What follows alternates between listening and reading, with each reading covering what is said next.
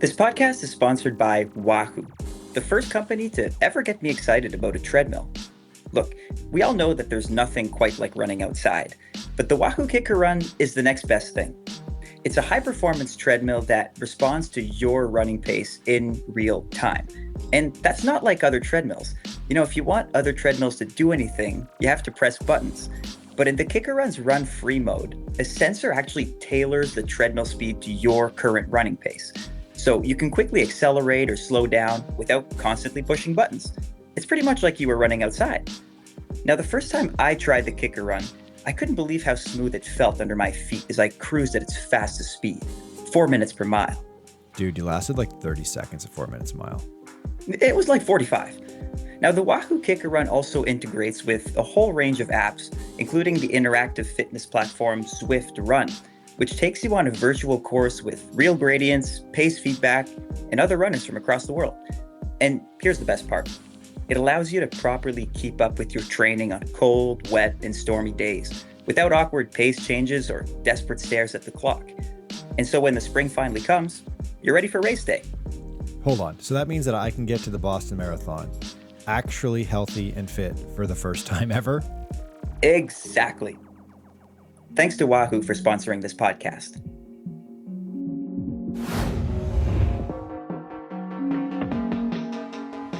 This is the Marathon Handbook podcast, and this is a special instant reaction podcast to the 2025 London Marathon. My name's Michael Doyle, and I'm joined today by our news editor, Jessy Carveth. Jessy, you were there on the ground in London in the media center covering the race all weekend, and then you jumped on a train, and with the magic of European travel, you're now in your home in Belgium. I am. Just a few hours after the race finished.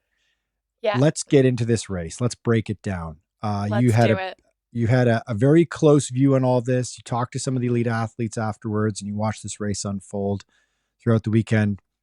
So I've broken down the experience into a bunch of questions that I'm going to throw at you and get your response on. Okay. But we should say first off the top, if you're a super nerd and you've not yet watched the London Marathon and you want to take it in, you don't want any spoilers, like we're going to treat this like a streaming series or a movie. Spoiler alert, we're going to talk about what happened in the London Marathon today.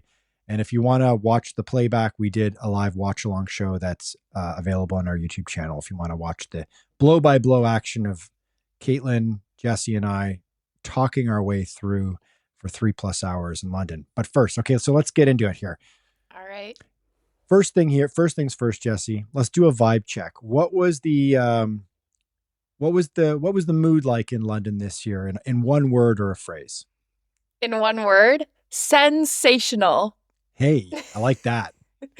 Honestly, yeah, it was really nice. Like everyone was just so excited. There was so much like excitement about it, whether it was about the elite runners or you were yourself running the marathon or you were someone supporting someone running the marathon. There was just so much excitement around it. And like everyone was a part of it, and every like part of London felt like it was a part of the marathon, which was really cool. It almost felt like the city like just turned into a marathon bubble for like a single day, which was super cool. And yeah, that was a really sensational vibe. So yeah, and like in the media house, like everyone was just excited about the athletes and excited to watch the race. And yeah, so that was really fun. It was all just good vibes. Like no one was there like, oh, like this is crappy or anything. Like it was all just really nice. Yeah, you and I both were there last year to cover it. And I was sort of overwhelmed by, just like you hear about every year with New York, how like the New York City Marathon overtakes the city of New York and every New Yorker embraces the race for the weekend. And I was genuinely pleasantly surprised by how that was exactly the same case in London. I'd never heard that before. Yeah. You know, I know London's a big race, and this year was no exception. Like they might break the record for the most number of finishers this year. We haven't got a full tally yet.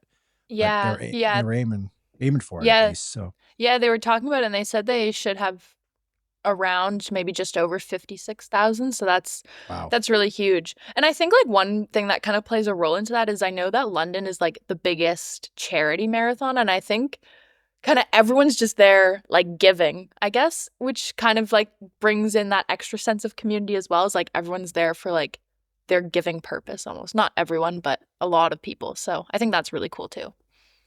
So next question for you. And we will get Okay. into these elite races that you teased a second ago. We'll break down both Yeah. the men's and the women's races in just a second here. And I've created a series of questions to throw at you to get your Okay. perspective on all of it.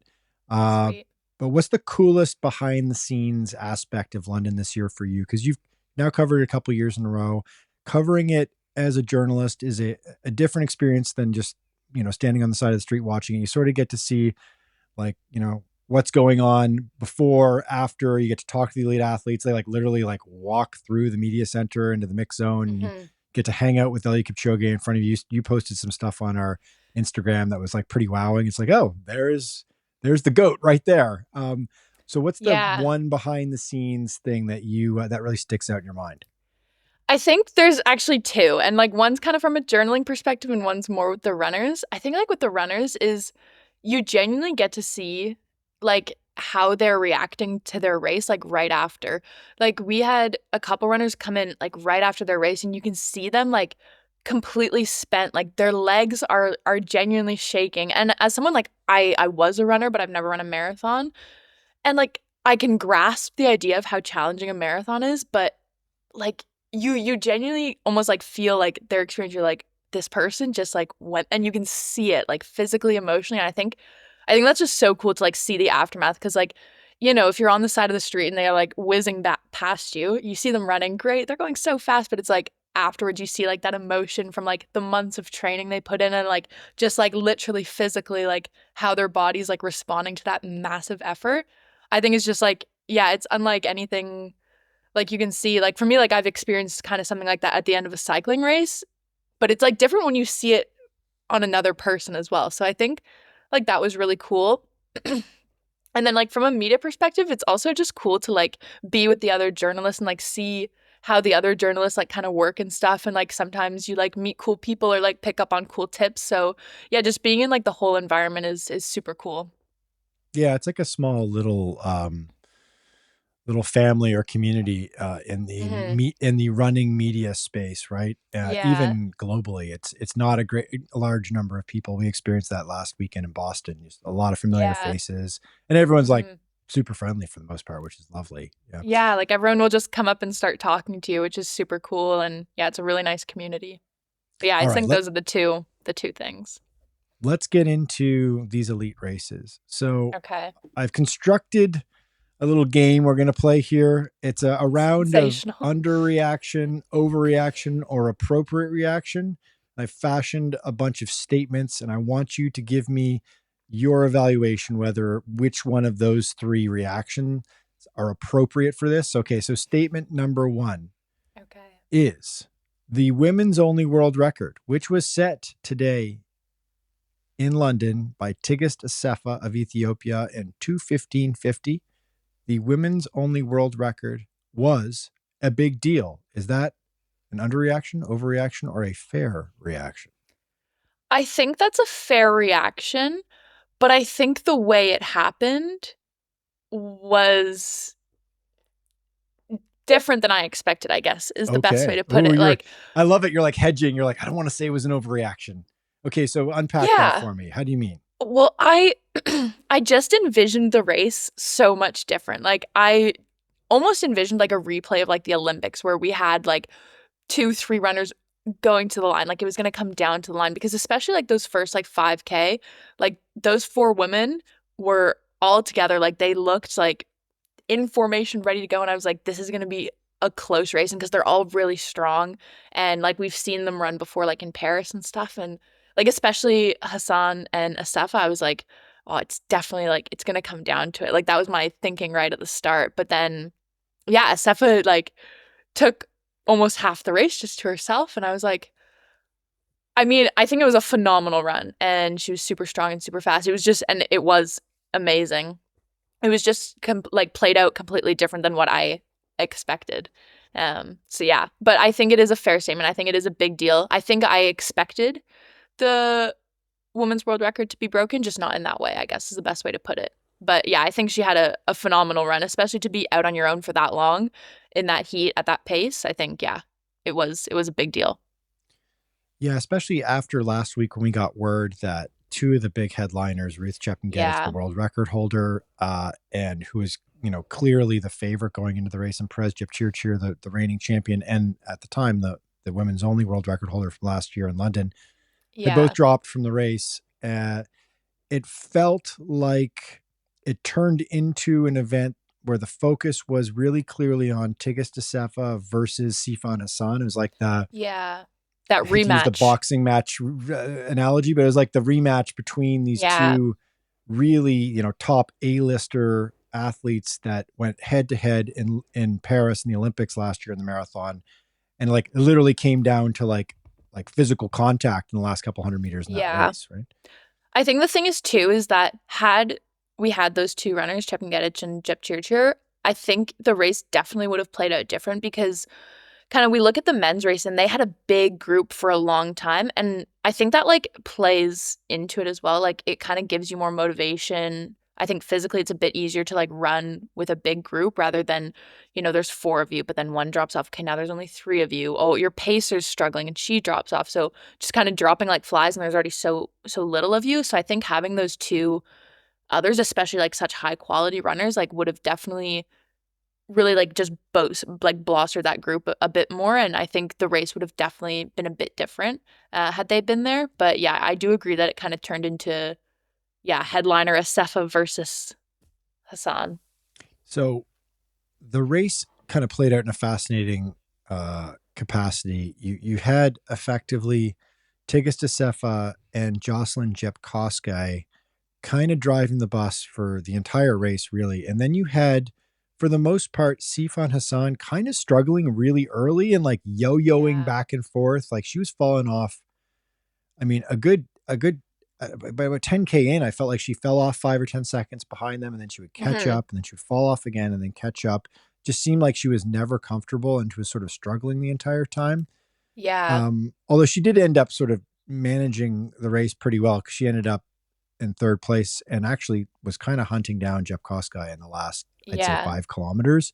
Hmm. But yeah, it's one of these scenarios where I'd be really curious to see if they had kind of like all five of these heavy hitters on the start line on race day, and it would have, they were billing it to be like kind of the greatest women's race of all time.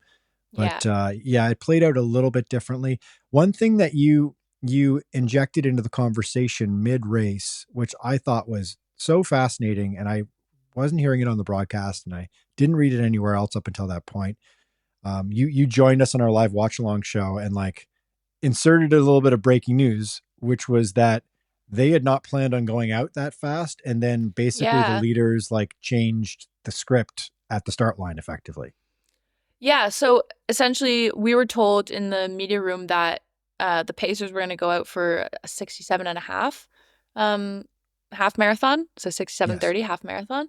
And then, yeah, I think like five, not even 10K into the race, we heard from like not the broadcaster, but the guy who was announcing in the room, like, apparently, and he didn't even sound super sure either. And he was like, yeah, apparently the leaders, I don't know who, but has asked the Pacers to go faster. He never said like at what pace they were now aiming for, but yeah, apparently the Pacers were asked to run faster, and that's kind of why you saw one, because normally the Pacers will stay around like at least to the halfway mark, but one dropped Yeah. out before the half, and then the one that was left, she ended up staying past the half, but you could really tell she was really struggling to hold that pace for them, and even slowed down quite a bit, and then yeah, ended up dropping out. So that was super Yeah. interesting, and yeah, definitely not normal. But yeah, I would love to know kind of who took charge on that, who kind of went with that, and what pace they ended up wanting to go and whatnot. But yeah, really interesting move there. Yeah, so we should say the first 5K is known to be quite fast in London. It's a net downhill. Hmm. It's the most precipitous downhill in the entire race, and always gets like blazing fast first opening 5K splits. But they were running Yeah, sub 212 pace in the first 5K. they were Did kind of cooking. even off, and they were pacing around. They went through half in 106.40, so that equates to a 213 and change expected finishing time.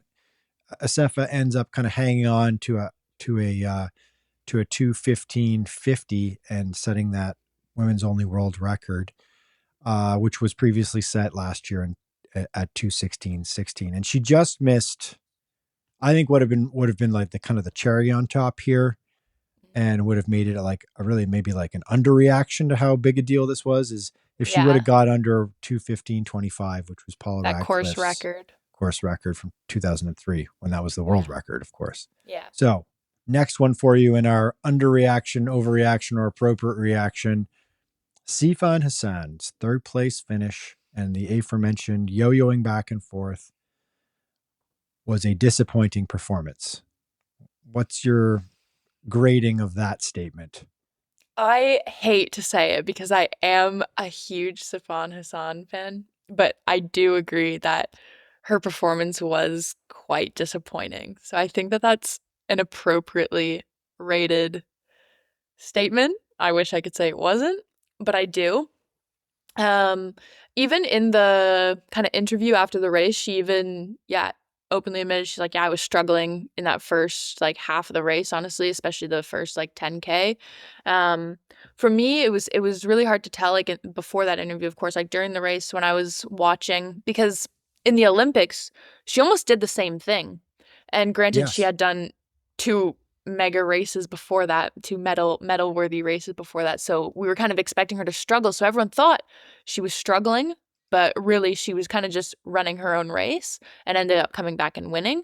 And so that's kind of what I thought was happening. I was like, okay, maybe this is just her style. She's a very steady runner. She knows herself really well. She's nailed that blue line, which is we mentioned this during the live broadcast, but it's like that tangent line. It's where the course is measured.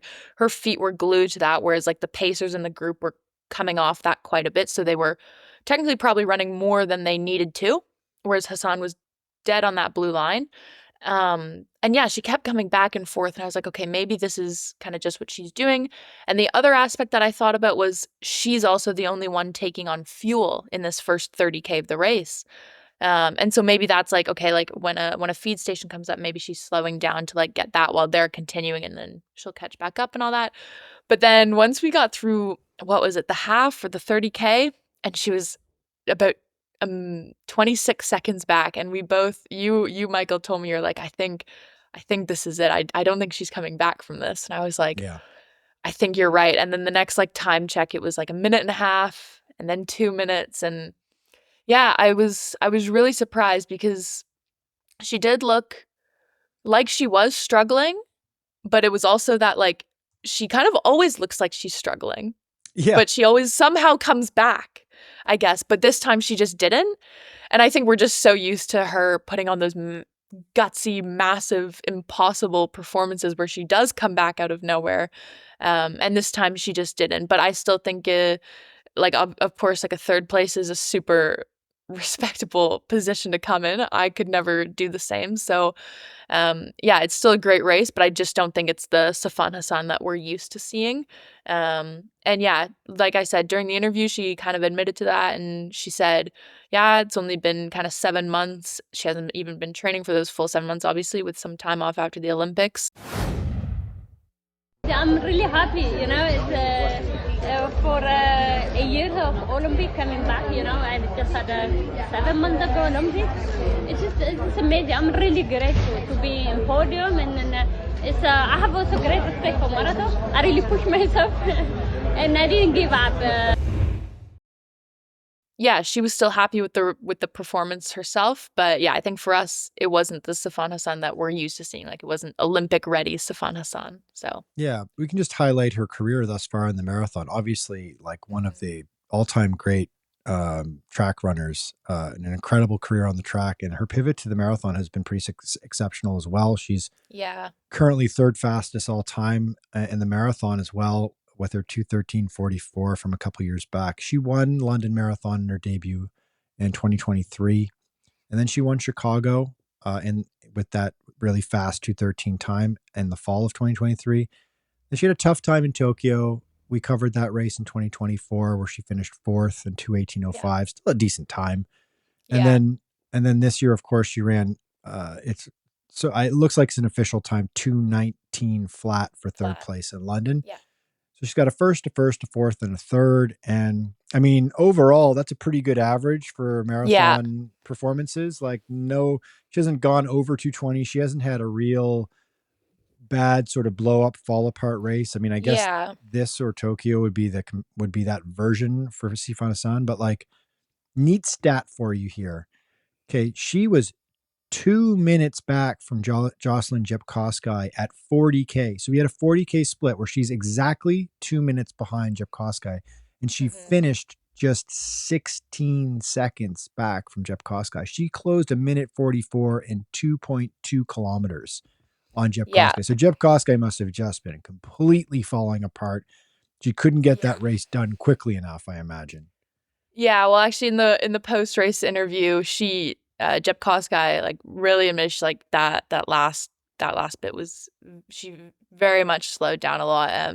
She was, yeah, like you said, waiting for the race to be over. So, yeah, and I think the thing we need to kind of remember with Hassan too is that she is such a versatile runner that it's almost like she doesn't have a specialty. Whereas like most of these runners here only train for the marathon, whereas she trains for all these different events. So yeah, it's kind of hard, but yeah, I still think, of course, she's a phenomenal runner. And yeah, bright future ahead, but not in Olympic form, we'll say.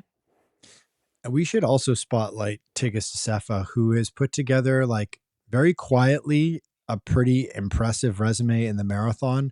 relatively unheralded on the track. I mean, she did pretty well as a young track athlete. She did represent Ethiopia at the 2016 Olympics when she was quite young and ran too flat and finished 20th in the heats overall in the Olympics. But then she's gone on to like kind of like burst onto the scene as like a total meteor, right? Like, she 2022 Berlin, she wins in her debut, sets a course record at the time and an Ethiopian national record at the time in 2:15:37. It's a pretty great start. Then she goes back to Berlin a year later, wins and sets the world record in 2:11:53. At the time, we're all like, who the hell is this person? This is Yeah. incredible.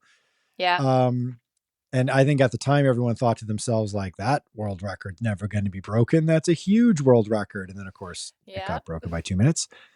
Then 2024, she finishes second last year in London behind Perez Jepchirchir and runs 2:16:23. And then she comes back for redemption this year, wins the London Marathon in 2:15:50. And now she's got the women's only world record. So she as well is putting together this like kind of enduring, incredible career. She's obviously also finished second in the Olympics, which I didn't mention.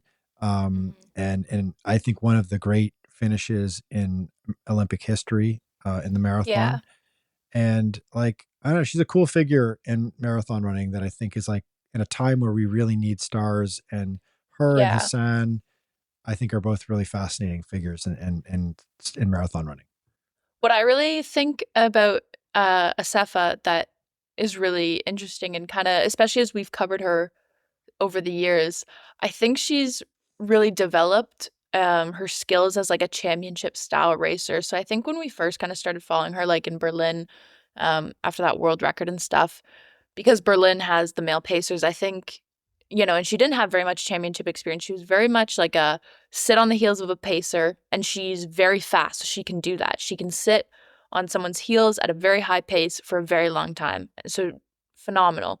And I think that kind of comes with the track background because, track is super easy to keep track of your splits or you have pacers a lot.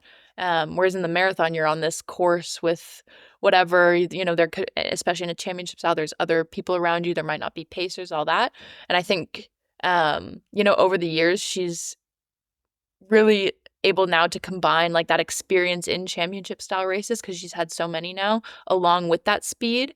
And I think that's really what paid dividends today is that, when I actually in my head, when I saw the pacers go off, I was like, oh, okay, I think this is probably where like Sifan Hassan will maybe be able to catch back on because she's a very good championship style racer and, Assefa typically isn't. But Yeah. then I think with all these races that she's done now, and she has done a lot of championship style races, like the Olympics, she's done London multiple times now. I think it's finally paying off for her. And because she does have, like I said, she does have that raw speed where she can just sit on the heels of a pacer, which we saw in the first half of the race. She just sat on those heels like it was nothing. So I think she's definitely going to be someone to watch, especially now as she gains more experience in the marathon and in those championship style races. As she kind of hones that skill, because it definitely is a skill. Yeah, she could definitely be one to watch. So I mean, she clearly had records on her mind, and there's massive performance bonuses with those that come with yeah, those records, huge financial kickers for her. She was yep, definitely, because she's looking at her watch like crazy, and she was yep, definitely thinking women's only world record payday and just getting that time and getting in the record books. And she was obviously probably thinking about that course record as well, which is, yeah. even more challenging, which she just missed. But like, I wonder if somebody's done a head count on how many times she looked behind her. Like, we commented on this in the watch along show. It's like she was checking over her shoulder, I think, for Sifan Hassan Yeah. for the entire race. Like, at least 25 times she looked over her shoulder. Well, that's the thing, is she probably expected Sifan Hassan to come back, as a lot of us probably did, until we saw, oh, she's a minute and a half back now. Assefa doesn't have that knowledge during the race, but No, I mean, yeah. it's a fair fear to have, knowing her track record of Damn Hassan. So zombie Sifan Hassan. You're like, she's unkillable. You're like, she's one of the all few runners who can pull that off, right? yeah, she looks back once and then not there. 10 seconds later, she looks back, she's right on her heels. So not this time, but a lot of the time. So yeah, fair fear to have for her, I guess. So let's pivot here to the men's race with our underreaction, overreaction, or appropriate reaction to my statements here. Okay. Okay. This next one is touchy. Okay. Eliud Kipchoge, who found himself being one of the headliners here in London. Obviously, he's won the race 4 times. He's inarguably the greatest marathon runner in history, and a true London legend. And he was coming in, and we heard word last week when we were in Boston, and we talked to some people very close to him in his camp that had been speaking to him, and they said the Kippr is in the best shape he's been in a long time. He had injuries last year, and he is back in action, and he thinks he can win in London. And he was right in the pocket. He was right there. Everyone was being very deferential to him. It was like kind of like getting in a time machine going back a couple of years. And it was suddenly like, wait a minute, is this Eliud Kipchoge's race? Alas, it was not to be.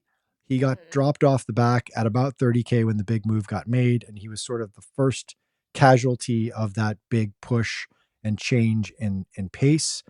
And he finishes, I believe he finished in sixth place with a 2:05 and change. 2:05.25. It's about a minute off of, exactly a minute, I believe, off of the Masters world record set last year at this exact same race by Kenenisa Bekele, who was supposed to race this weekend but had to pull out due to injury. So, Eliud Kipchoge, here's the statement. I want you to rate this for me. Okay.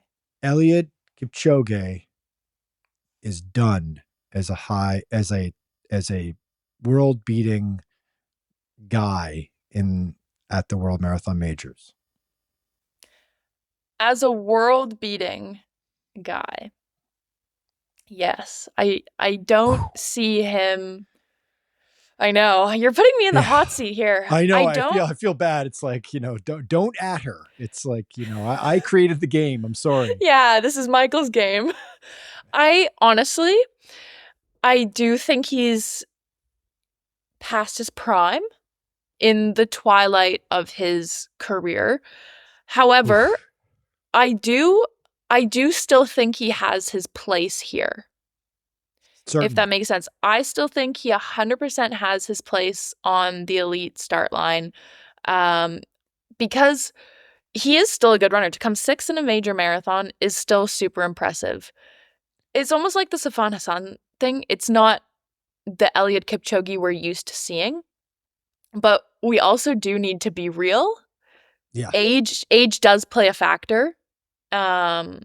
He's not one of the young guns anymore. There are a lot of up and coming runners that are there kind of knocking on his door now. But he does still bring so much to this sport that I still think he has a couple years in it, like left in him, regardless of whether he's winning every race or not, just because I do think he brings a lot of value to races and to the community, and he is still someone that a lot of people look up to. He is like a household name in marathon running, and yeah, does a lot for the sport, and is kind of like that marathon Yoda. Like he very much like kind of practices what he preaches and is just very good for the sport. So while I don't think he's gonna be kind of, maybe taking any more big major titles, I do think he still will be like a headliner at races. Like if Eliud Kipchoge is going to be in a race, like people will know and people will pay attention. For sure. Because yeah, I And still think he brings a lot to the sport. he only slipped by, I mean, it was a positive split of around a little less than 2 minutes. So, and he had to respond to, we'll get into this incredible surge that we saw by the winner, Sebastian Sawe. We'll get to that in a second, but he did manage himself pretty well, and he hung on there. And I Yeah. believe he's booked already. He's already made the statement that he's doing the Sydney Marathon this year, which will be the inaugural year for Sydney to be a world marathon major. And Kipchoge's obviously one of he's the mascot of the Abbott World Marathon Majors, and he came out to Boston a couple of years ago effectively to try to see if he could win that one. Didn't go very well for him. He's not been really great on hilly courses, but I will say there's definitely like gas in the tank here, and there's definitely a sense that like if the field in Sydney is a little bit soft, Kipchoge could eke out another world marathon major win, and that would just be another notch on the belt, so to speak, in his incredible career with those 11 marathon major wins that he's got, that 7-year stretch where he was unbeatable. So, and then he's got New York still to do. He's not run New York. And I but then also, I was going to say also with Sydney, like regardless, honestly, of whether he wins or not, he's going to the Sydney Marathon as its first year. Like that's going to bring so much to the race as well. And so, and it's going to bring so much to running kind of in the Southern Hemisphere in Australia. So even from like not an elite standpoint, it still brings a lot to the sport and to, running in that region, especially. So I think it's really good regardless, but it would be really good to see him win. For sure. And then, and Sydney is a pretty hilly, it's not a fast course. It's a challenging course. So Sydney and then New York's in November. Like he could theoretically do both races. I mean, that'd be a big ask, but interesting to see what he does next, and interesting to see at what level he performs at in the fall, because I think you're right. I think as an he's always going to be an A+ lister. He's an icon, but like he's definitely in his LeBron-esque performance today, like really good, still in there with the kids. They're still mixing it up. They're still kind of a little afraid of him, which is good. Exactly. And if Sebastian Sawe didn't throw down a 4:18 mile and blow the race completely apart at 30 kilometers, then maybe Kipchoge would have been on the podium. Who knows? So, okay. So next question or statement for you to react to. Jacob Kiplimo, quickly the favorite going into this race not out of nowhere. He's the world record holder in the half marathon. He is the brightest star, I would say, in distance running right now. There was a lot of hope that this kid would come in. He's 24 years old. The Ugandan star would come in and just tear up the field and kind of be the next Kelvin Kiptum and like run something close to 2 hours, if not even under 2 hours, because he's so capable in the half distance. So the statement is Jacob Kiplimo's debut was promising, but not impressive. What's your reaction to that? Or how do you evaluate that? I think that's a bit of an overreaction. I don't think it was disappointing. I don't think it was disappointing. Or is that the word you use? Disappointing? Yeah, disappointing. Yeah, I don't think it was disappointing at all. Maybe it wasn't the 2 hours everyone expected, but we also need to remember 2 hours would be a world record. Going under 2 hours would be a world record. And to run a world record in your debut is quite insane. And yes, there are like once in a lifetime stars like Kelvin Kiptum was, but we need to remember those are like once in a generation type of runners. and like not every new runner, or like not new runner, but new marathoner is going to right off the bat be like Kelvin Kiptum, for example. Like Yes. maybe give Kiplimo like a bit more experience. Maybe that's what he needs. Some runners need more experience, more time to get used to it, and maybe he will hit those numbers. But I think to say it's disappointing because in his debut marathon, he didn't run a world record, I think is a bit over the top. I still think like a 2:03 and change is impressive. He came second. In the post-race interview, yeah, he said it's a strong field. I came to run kind of my own race, which he did. And yeah, it got him second place, which in your debut marathon in a field that is quite stacked, I think is quite impressive actually. So I was just coming here to run my own race because I knew that the field is a little bit strong. So that's why I keep trying using my own pace, as I said last time when we were in interview. So today was a good race for me. I think saying it's disappointing is quite an overreaction. And I would say that, his compatriot and training partner, Joshua Cheptegei, who has struggled a little bit in putting together a post-track career in the marathon and ran Tokyo and didn't do too badly, but still has not clearly figured out how to employ his, absolute incredible world-beating talent into the marathon. Yeah. I think Kiplimo obviously did quite a bit better than Cheptegei off the top here, and be interesting to hear what the conversation is between those two training partners as they get back together again and start talking about being marathoners full time and how they're going to approach that. I think Kiplimo, I think he tracked Sawe as best as he could. He finished a minute and 10 back, but still a pretty solid debut in 2:03:37.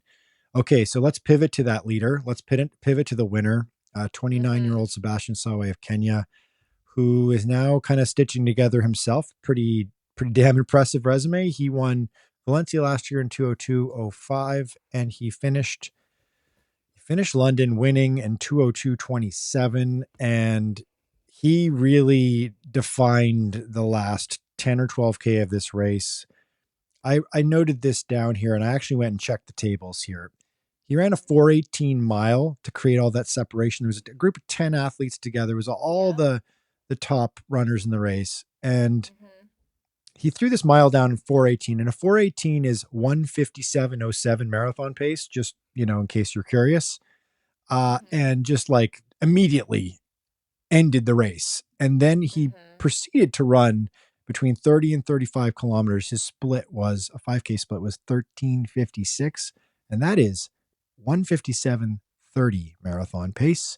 So that was it. That did the rest of the field in. He slowed a little bit between 35 and 42 kilometers, but then kind of sailed in 2:02:27. He's put another 2:02 together. Pretty amazing resume. And my statement for you to react to is Sebastian Sawe is the next one. Oh boy. Is he the next one? I think that's overrated? Overreaction? Yes. Yeah. Yes. I think that's an overreaction, and here's why. I think, and I might get added for this, Okay. but I don't here we care. go. I'm going to say it. I think his 4:18 mile at kilometer 30, I think that was dirty and disrespectful. Oh, dirty, like unsportsmanlike. That was unsportsmanlike. Okay, good. Because no. Don't Oh, get okay, sued no. here. Yeah. No. I think it was unsportsmanlike. And here's why. Yeah, I'm curious to hear why. He did it right in the feed zone. Yeah, he did. He did, didn't he? Okay. Now, I know this isn't cycling, but in cycling, there's an unwritten rule. You don't attack in the feed zone because everyone, you might need to slow down a bit, or you might need to like kind of move over to get your bottle and stuff. So it's like you don't attack. It's neutral. Like it's 10, 15, 20 seconds of your life. You just stay neutral, like be respectful. Like everyone's here. You're racing against people, like win in a sportsmanlike fashion. And that's exactly right when he dropped that. And I think it was Yeah, he did. massively, honestly, I think it was massively disrespectful.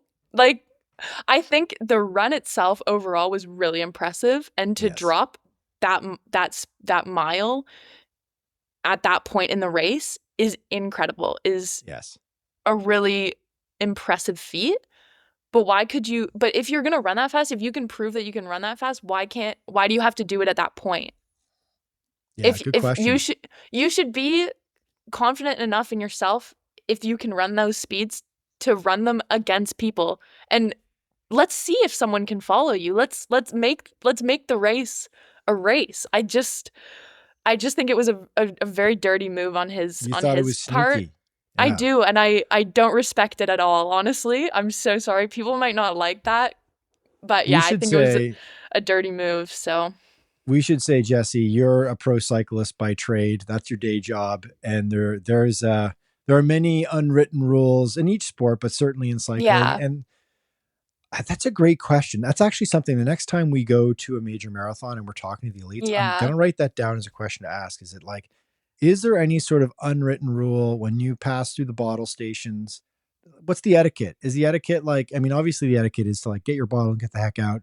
You know, don't get in anyone's way. Don't try to inhibit someone from getting their bottle. That's dirty. Yeah. But is there any sort of like unwritten rule that like, okay, nobody makes a big tactical move here for the next 10 or 15 seconds until we all get our bottles and get settled and get a little bit of nutrition in?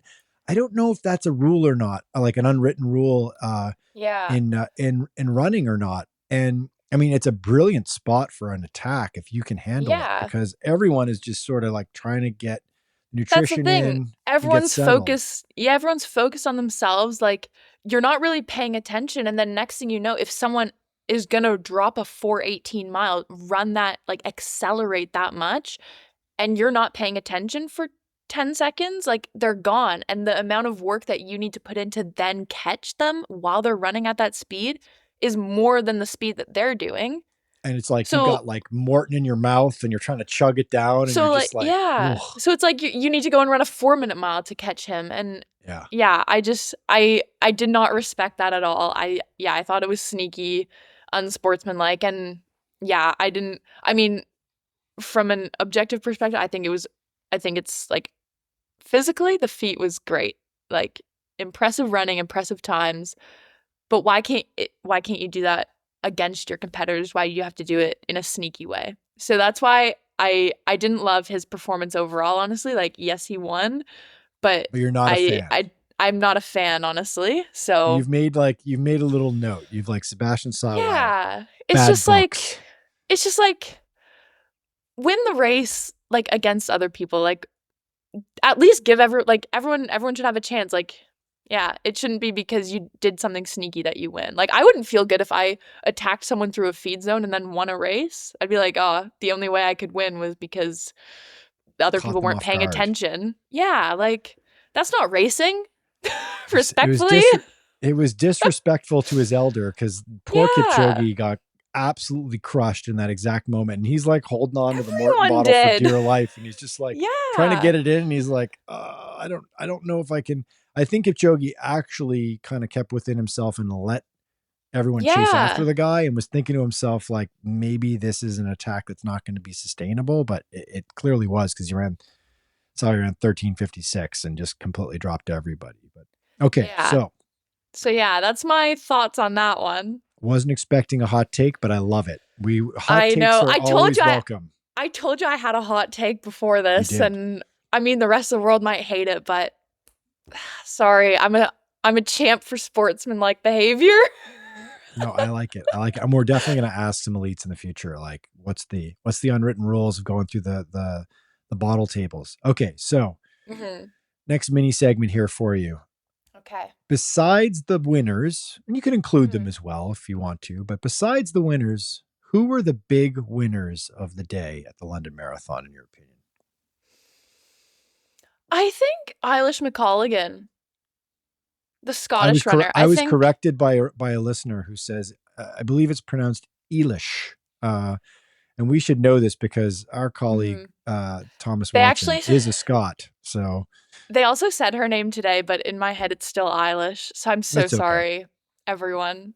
Yeah, I think honestly, yeah, she meant to run her marathon debut back in 2023 at the London Marathon, but she's dealt with a lot of injuries throughout. She's mainly, yeah, a 10K runner. She runs on the track as well. But yeah, she came out, she made her marathon debut, and kind of her main goal was to take the Scottish record from her mom because her mother was also a runner, and she's taken every record from her mother so far except in the marathon. And yeah, today she did that. She ran a strong race overall. Um, and yeah, she was super fun to talk to as well after the race. And I mean, she finished 8th as well, Yeah, it which was a good is quite performance. impressive as well. So, yeah, I think she was a good winner, of the day, I guess is well we can say. So, yeah, that'd be my non-winner winner of the day. Yeah, she finished she finished 8th place, Yeah. 2:24.25. We should say our colleague Alex Sear actually got to chat with her a little bit in like the middle of nowhere, north of New York City, a couple weeks ago when he Right. ran a 10K, and she was Okay. also running in the 10K. There was 18 people in the field. It was this tiny race called McMurdy McCurdy Micro? McCurdy McCurdy Micro. Yeah, Micro? yes, I've heard and of it. he asked her if she wanted to cool down with him, and she like politely declined. She's like, I actually have to do more work because I'm running a marathon, and I've got to do more work than that. So Poor but he said Alex.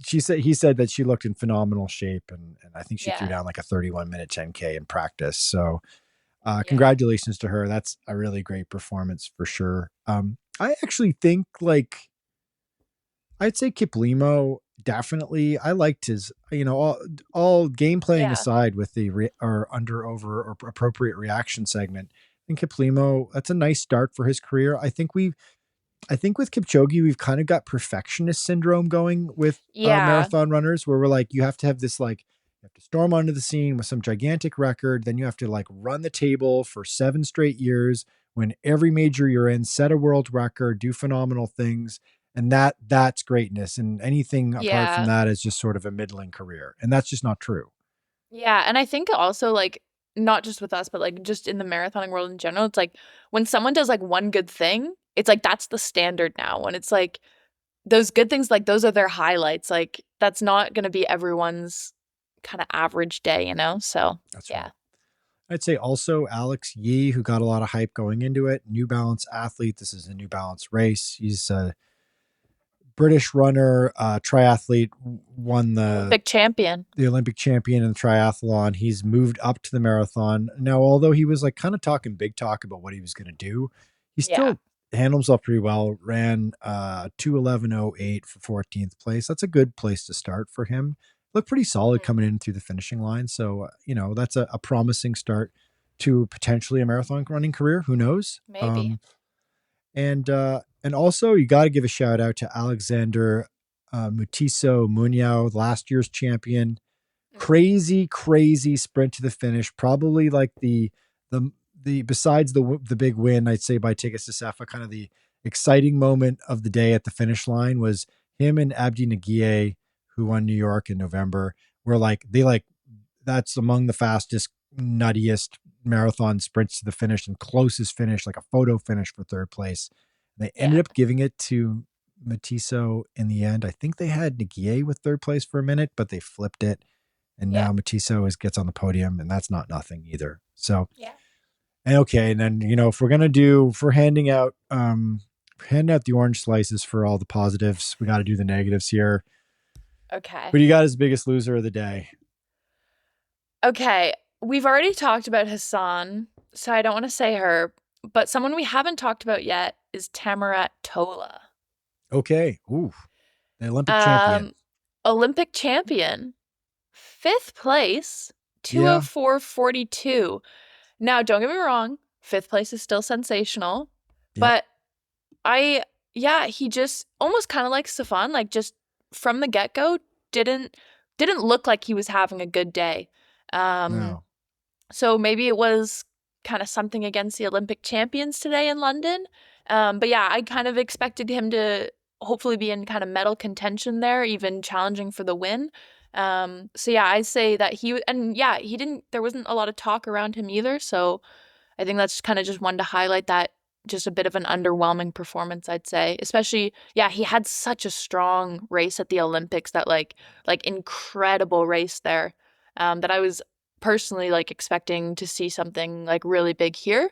But yeah, just wasn't his day, it seemed. Yeah, he seemed like he was struggling from the get-go. So Yeah, I would say that from my perspective, I'd say beyond the podium finishers, and you look down in London, London was a little warm and quite sunny today. And I think it it really was. kind of fried people in the last 10K. And you just look at a lot of performances, and I'm not saying that these people did badly, of course. I mean, I Yeah. think people, you look at Susanna Sullivan in the US who came in, I think, with pretty high expectations. She's run so well recently, and you were kind of looking for like, is this going to be the next breakthrough? Is she going to go like sub 220 and kind of become part of this conversation of like the current great crop of American distance runners? Yeah. Philly Bowden, who had she's a YouTube celebrity and very transparent about her experiences as an elite runner and her challenges with that. And she had a big breakthrough late last year, earlier this year. I can't remember which race off the top of my head, but she ran 230. I don't think she probably would have been super happy with that. And then on She the men's wasn't. side, no. And the men's side, last year, Mohammed of Great Britain ran really well, and he just did okay this year. So like there's some fall off there after your Yeah. podium finishers, and the times were just kind of like a little soft. Yeah, totally agree. I think the heat, like it was definitely, and I can say this as someone who was there, like the heat, like I noticed it even in the morning when I was walking to like the media center to where the finish line is, like, and this was early in the morning, like this was 7:30 in the morning because we got there at 8. Like when you were in the sun, like you could feel it, and you really feel like that warmth of the sun, and that's Yeah, that early in the morning. Like in the shade it was fine. But yeah, just walking in the sun, I definitely like felt the heat, and I knew it was only going to get warmer from there because the race didn't start for another hour and a half, 2 hours. that's right. Um, so yeah, I definitely 100% think it was warmer than people expected. And great day for lying down in St. James Park after the race, or like getting a pint off Trafalgar Square, which is always enjoyable. Yeah, But probably not so much for running your guts out in the last 10 kilometers of a marathon, for sure. not Okay, so necessarily. got a couple last ones for you. All right. What's your biggest surprise of the weekend? How many steps I did? Covered a I lot of did. ground. I did over 40,000 steps and my legs really hurt now. Wow. So that was probably the biggest surprise for me Yeah, of the you probably weren't weekend. anticipating a walking marathon for yourself. No. Yeah. Yeah. From like a runner London Marathon perspective, yeah, I think honestly my biggest surprise was Sifan Hassan because I am such a big super fan. Um yeah, it was just Uh, I was just surprised when I saw the gap start to go out and she wasn't coming back. So for me, Yes. and just knowing how strong she is and what she is capable of, yeah, that was a bit of a surprise for me. But yeah, happens. I would say I was pleasantly surprised that Eliud Kipchoge hung in there and seems like he's not Eliud Kipchoge of 2019 or whatever, but or even 2022 or 3, but he seems like he's sort of back on track to where he should be. It's not going to be a steep fall off for him. It's going to be hopefully a gentle, graceful glide with a couple more really solid performances. So like I thought that was kind of a nice surprise, a pleasant I was surprise. I was also gonna add to that. I was gonna use the word graceful as well. Like when because he came into the mix zone, he was also just a very graceful presence as well. Like He's very calming. calm, very and like he had just finished running a marathon, like, but he was Yeah. just very yeah, like graceful is the best way I can say it. Like very down to earth, and that was the first time I've seen him in person, so that was really cool as well. He Um, does he does yeah, definitely have this calming presence, doesn't he? and that's why I think he's gonna be like such a play such a big role in like the marathoning community because like he is just such like a calm, respected person. So even though he's not running, the times he was running, I think like just him as a person is just something the marathon world needs. Absolutely. Okay, 2 last ones here. First, New Balance. They're the big headlining apparel, shoe brand, jacket sponsor of the marathon. Yes. They put a big effort in last year. It was like nuts. They had a huge place, obviously, in the Expo. So the New Balance offering this year in London was blank. Fill in the blank for me. Uh-oh. I mean, okay, I'm no gearhead like my colleague Alex Sear is. However, I mean, they had one shoe that like looked kind of cool. Yep. The New Balance Fuel Cell Super Comp V4, I think it's called, London I think Edition. You got it. Yep. Yeah, that looked nifty. And then yep. And then there was the jacket. I know that in the marathoning world, the jacket is a big deal. Indeed it is. However, I personally think the jacket was a little underwhelming. Okay. I think we can really work on next year's design to hopefully they can spruce it up a bit. It was just a black jacket with a red line. Even the logos were like gray, so you couldn't even see them that well. I don't know. I kind of like that. I like the subdued. I like a jacket that you don't feel like you're like bragging every time you wear it. Is it because you like to wear it outside every day, Michael? Well, I don't know. I like a jacket that I can actually run in, right? Like I like a functional jacket, and it's a little weird when it's super loud, right?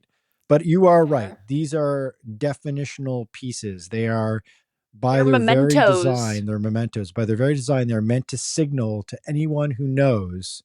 I did this. I was there that year. Like I can identify a year's jacket of the Boston Marathon, of Berlin, of whatever, just at a glance, right? Exactly. And you're right. If it doesn't stand out and you have a tough time identifying whether that was the 2025 London jacket, that's kind of failing at its intention, right? I mean, like I said, even the logos, they're like gray on black, and they were kind of hard to see anyways because they were very small. Yeah. So it's like you can't even really tell it's a London jacket per se.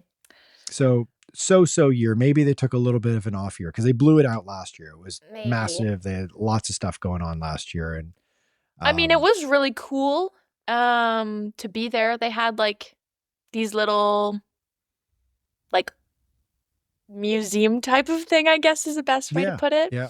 Which was cool to look at. But yeah, honestly, it kind of just looked like a big sporting goods store. Right. Which it is. It kind of is. Right. Yeah. Just a London Marathon designed sporting store. That's right. And if you're there, you're keen and you're into it and you want to buy the t-shirt, of course. Okay, last question for you, and we'll leave our listeners and viewers on YouTube with this.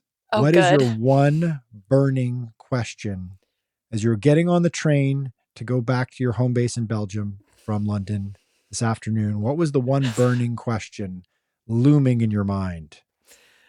Okay, I actually genuinely thought of this like multiple times during the trip. And then when you sent me this question, I was like, oh, I'm definitely asking this because you could maybe give me an answer. Maybe our viewers can give me an answer. Okay. What shoes should I buy for walking around? Oh boy. Because I need to buy. I don't know. You were at you said one of the neat things at the Expo was Hoka was demoing they were demoing the Clifton or the Bondi. The Bondi. Yeah. They had a really cool demo set up. There you go. That's a good one. I have blisters now, and my shoes, I don't think I should walk any more miles in them. So if anyone would like to suggest some a good walking around shoe for Jessy. A good walking around shoe for next April, that would be sensational. I'm gonna save you from that one, and I'll offer one burning question for the nerds here. Okay. My burning question is if and when are we going to see a group of runners go after the sub 2 hour marathon in a legitimate course. Like there was some sense that maybe this would be the event because of the pedigree of all the athletes, and you had Jacob Kiplimo coming in with all that talent, and London's a fast course, but they haven't had a world record in a little while, and it just felt like maybe this would be the day where they'd say, hey, let's go out in 59:59 and see what happens. And that I don't clearly think was not the case. They did not do that. I don't think we have a sub 2 hour marathoner right now. Or like Yeah, maybe there's one that we don't know about, but I don't think there is one known elite runner right now. Like maybe there's a big group in Kenya training that we don't know about, but yes. I don't think Yeah. there is an elite runner that we know right now that could run sub 2.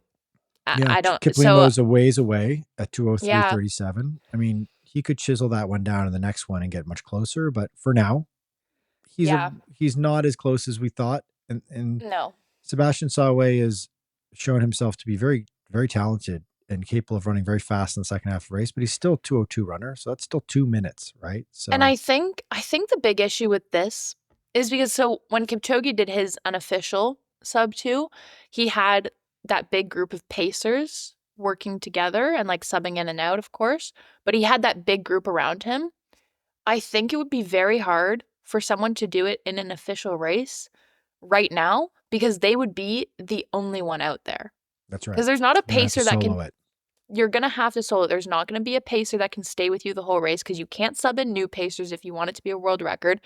We don't have a group of people that can do that right now. So it would be someone that has to go on their own for a good chunk of the race. And I just don't think there is someone that can do that right now. And I think that's a massive ask. I think like maybe if we found the right person, we could have another like breaking two scenario where like we have this big coordinated thing with this big group and everything is prima optimized. But right now in a real race scenario, I just don't think there is anyone that we know of. Like I said, maybe there's some groups or something that we don't know about in like anywhere, but yeah, I just don't think there is anyone that can take it on in a real race right now. Yeah, I mean, you got to consider that Kelvin Kiptum kind of came out of nowhere and was extremely young. So, and he's the closest we've seen. And perhaps there will be a next Kelvin Kiptum rising in the ranks very quickly here. But yeah, you're right. There isn't anybody that's really standing out. I've created what I've called the sub 2 power rankings of the 10 or so athletes I think that are sort of have the potential. And I'm going to post that list, I think, this week for our first edition of it. And we'll sort of update it maybe every quarterly, probably, as we see things move and different races happen. But like looking on the calendar, now that London's out of the way, it's Berlin and Chicago are definitely options for that because they're very fast courses where you've seen world records. And then Valencia in December. And really that's, I think, the only 3 races where that's even a possibility. And you have to, like you said, you have to have somebody take a massive risk with the race to see if they can do it. And I'm just not sure we have that person right now either. That's a really good point, Jessy. Yeah.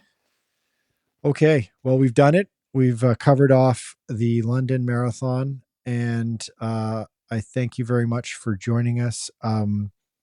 Make sure you subscribe to our newsletter, which Jessy helps pilot. It's 7 days a week, goes out at 5:05 Eastern time. And we'll have stuff like this instant reaction podcast and video version of this podcast linked so you can get that easily and all kinds of other stuff. Our colleague, Amby Burfoot, actually, I'm editing this right now. He's got this like the guy, he's in his 70s and he's throwing the hottest takes of anyone I know in the running media right now. He's got this take about the recently announced Breaking 4 project that Nike just announced last week with Faith Kipchoge on trying to break the 4-minute mile, first time obviously ever by a woman, and she's got quite a ways to go based on her previous world record in the mile. And he's got this incredibly hot take. He's like, it's not possible. She's not going to do it. So he's like turning into like old man shouts at clouds here, but he's making a really good point. Man. And I'm looking forward to everyone reading that one because I think it's a really interesting piece and sort of a bit of a counter argument to what to the Nike hype train, of course. Although of course we all cheer for Faith Kipchoge to have success, so it's not really about that. Yeah. And then our podcast normally goes out on Thursday mornings at 5-ish in the morning Eastern time. So if you haven't already, subscribe to the podcast wherever you get your podcasts and give us a rate and review on Apple Podcasts. And you can also comment on Spotify now, and of course leave comments on the YouTube video version of the podcast as well. All right, Jessy. All right, Michael. Well, we'll talk to you soon, and we will unpack the next race. We've got track season, we got Breaking 4 in June, we've got World Championships in Tokyo towards the end of the summertime, and then it's right back into the fall major marathon season. Okay. Hustle and bustle. Talk to you soon. Sensational.